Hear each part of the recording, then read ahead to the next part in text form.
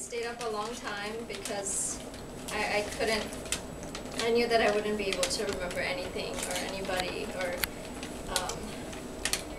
remember, like, put my thoughts together. So I wrote a bunch of things down, and it's a lot of stuff that I want to say, but it's probably going to be like the last time I say any of this kind of stuff, so just going to have to put up with me. When I was little, I thought a lot about myself. I thought about who I wanted to be. I thought about where I would go and what I would do. And I was really naive because I was in a privileged position. I never had to worry about water, so I never knew what not getting attention meant. Or like we had servants, I didn't know how they felt. I could save the world, I could fabricate new ideas, I could meet new people, and I could achieve so much more. But after getting to actually travel and know people in poverty, after attending conferences and listening to anecdotes from so many people, and increasing my knowledge on the importance of professionalism and accountability in our own actions, I'm happy to say that I was able to shed some of these crude forms of happiness in which I really believed in the beginning. So, and I thought that after each award we won this year, that I would feel an increasing sense of being like on top of the world. But after every email with the successive like awards notification, I have to admit I felt a little bit hollow.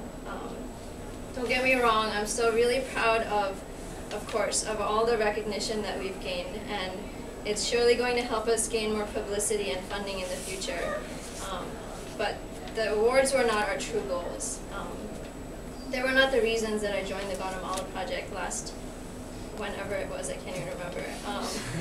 And some of the goals that I started to have later on was to get more students to get out of the classroom and feel like the impending sense of like what our world needs today.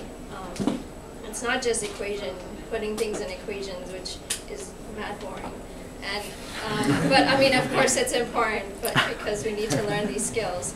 But we need to face the reality. And I wanted more professors and deans to be like keen on being a part of us. I wanted to create more relationships with the communities.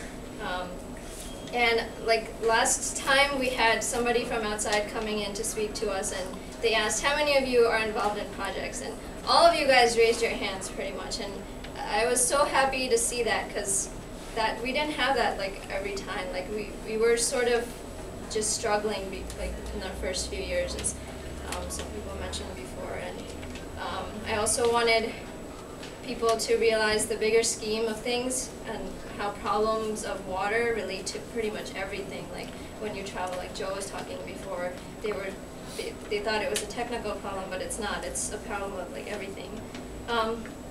So I slowly, increasingly realized actually how simple it is to connect to people once you realize that they're humans and that they have the same necessities of water, air, food, shelter, and lots of love. And if you don't know what I'm talking about, try really hard to find these emotions in your own ways. Because one of the things I love about EWB is that I've gained some of my best friends here. So I want to thank everybody that I can who's here or not here. First, I want to thank Brian for developing an awesome environment with me for leadership this year. He really surprised me. I thought that, I traveled with him to Guatemala one time, and he was very quiet. And but this year he's really, he's really developed as a person, and he's sometimes really tough with me, and that's great because we need that kind of teamwork.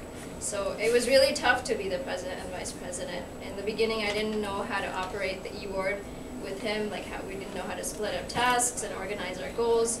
But he really takes a lot of responsibility and his dedication seriously, and I learned that from him, aside from lots of cool computer tricks. And I haven't forgotten you, but you deserve a special mention. Madhuri, you have truly reflected every fiber of emotion I feel for EWB. Even though you didn't travel internationally, you exude a passion that we grew into together these last 3 years. And I'm always so amazed at your belief and your strength, and I'm so proud of you. And thank you for sharing this experience with me, like traveling to New Orleans and being so compassionate. I want to mention Monal again because I've traveled with her only once before, but it was a life-changing experience, and it's been like so wonderful to know you and to have you. She's like my little sister, you know. She has her own little sister, so she doesn't know what it's like to be a baby.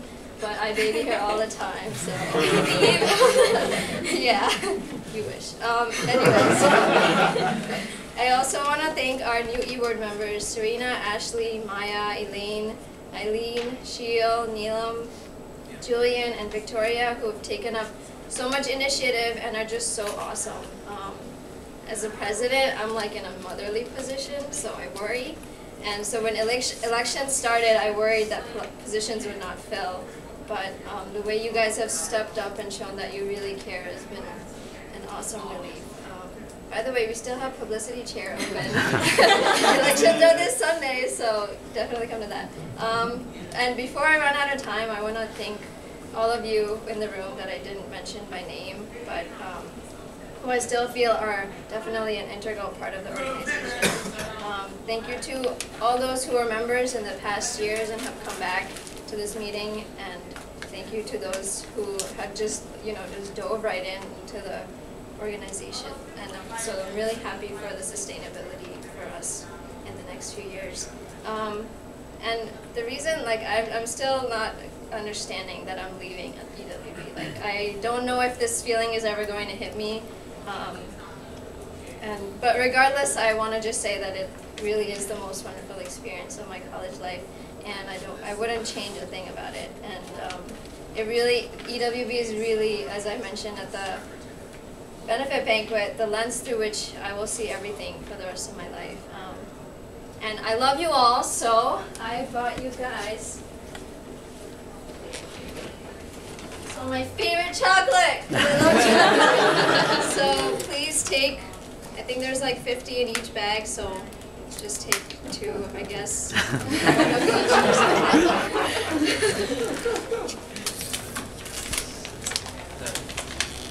it.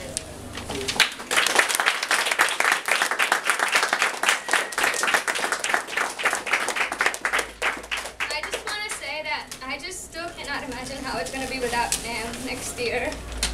I have such high expectations to fulfill next year. Just don't leave us. I'm pretty small, don't worry. We talk about EWB all the time. Like today at lunch, I realized that, oh my god, I'm not going to be having lunch with her next year. And who am I going to talk? Like, we just casually talk about EWB all the time, like every little things we do. And like, it's so easy to communicate everything because she's one of my best friends, and I'm going to miss out a lot next year. Yeah, it's going to be weird. Really weird. Don't worry, I'm really proud of all you guys. I think that I'm not worried anymore like I was sort of in the beginning of this semester. But I'm really happy with all the e-board members. I was talking to Brian earlier, and I mean, we have a pretty, excuse my language, kick-ass team for next year. I'm really excited for it to be, to take flight.